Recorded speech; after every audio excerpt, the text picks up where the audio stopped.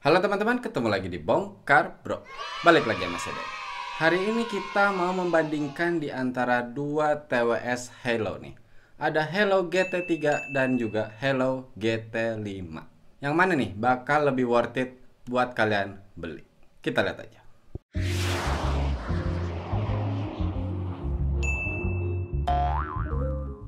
Kita mulai dari harganya. Untuk kedua TWS ini harganya tuh 200 ribuan, nggak sampai 300. Nah, untuk kelengkapannya kurang lebih sama sih. Dapat dua earbudsnya, dapat case-nya, kabel tipe C untuk ngecharge, dan juga dua pasang ear tips tambahan. Dan yang pasti manual serta kartu garansinya. Kalau kita lihat ukurannya, memang sih si GT3 ini terlihat lebih kecil, lebih ramping, dan kalau si GT5 ini lebih tebal. Kalau untuk build quality, keduanya kerasa kokoh kok untuk di tangan. Cuman memang kalau di shake, GT5 ini kerasa lebih ada bunyinya.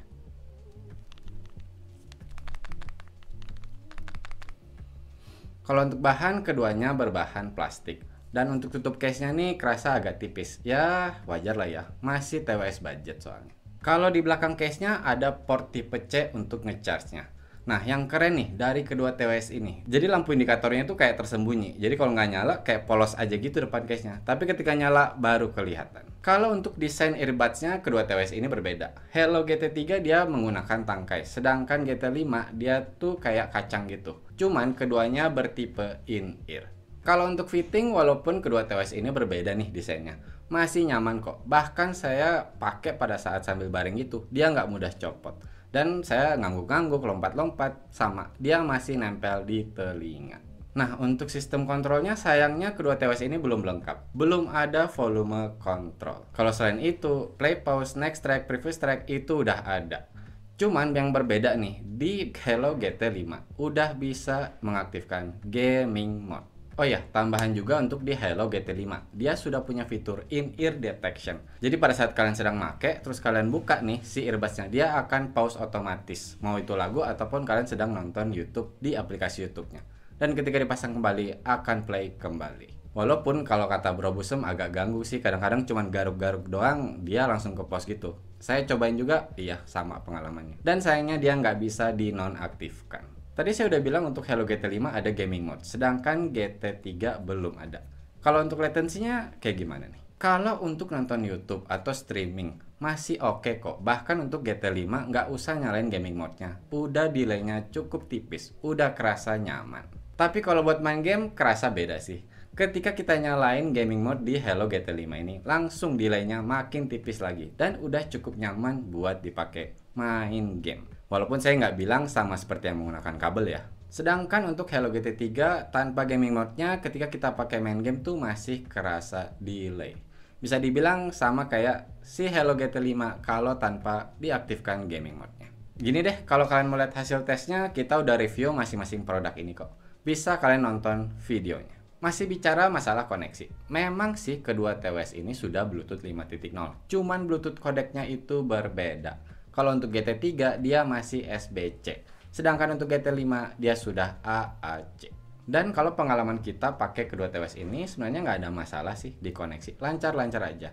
Cuman sekali sih memang untuk GT3. Tapi itu juga setelah dimasukkan di case, dia biarin 5 detik, keluarin lagi, udah lancar lagi kok.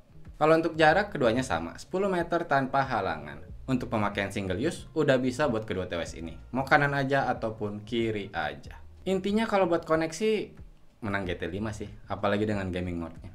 Kalau untuk baterai di earbuds-nya nih, Halo GT3 tuh di tiap earbuds ada 43 mAh, sedangkan di GT5 kurang sedikit 40 mAh. Kalau untuk baterai di case, GT3 masih lebih besar, ada 600 mAh, sedangkan di GT5 cuma 580. Ya, beda dikit sih. Tapi kan yang penting playtime-nya. Nah, untuk GT3 ini saya udah cobain. Saya dengerin musik dan juga nonton YouTube di smartphone saya. Volume dari 30 sampai 50% saya ganti-ganti. Saya dapat 3 jam 50 menit, nggak sampai 4 jam. Kalau untuk GT5 kita cobain volumenya itu di 70 sampai 80%. Cuman bedanya tadi GT3 di Android, kalau ini di iPhone. Dapat 4 jam. Kalau dengan volume 50% sih kemungkinan besar bakal lebih lama ya dari 4 jam.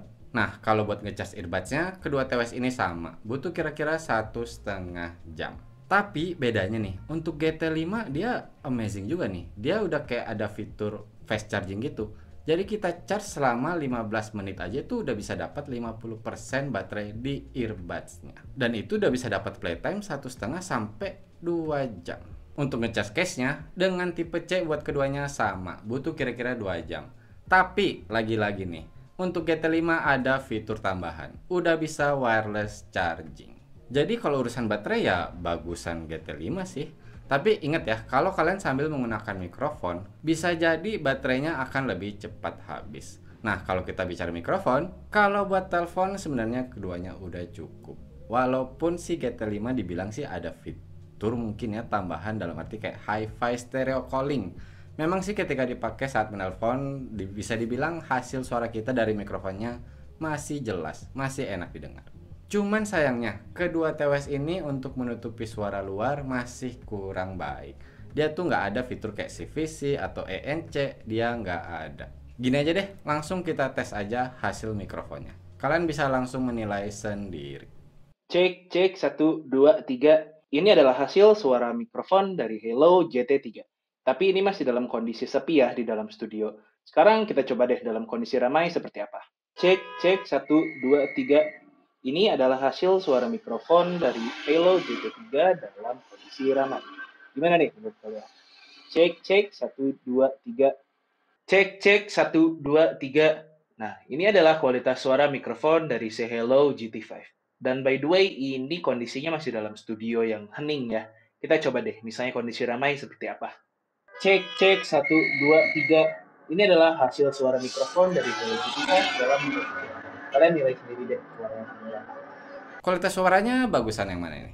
Sebenarnya untuk kedua TWS ini bisa dibilang karakter suaranya cenderung sama sih. Dia lebih ke balance.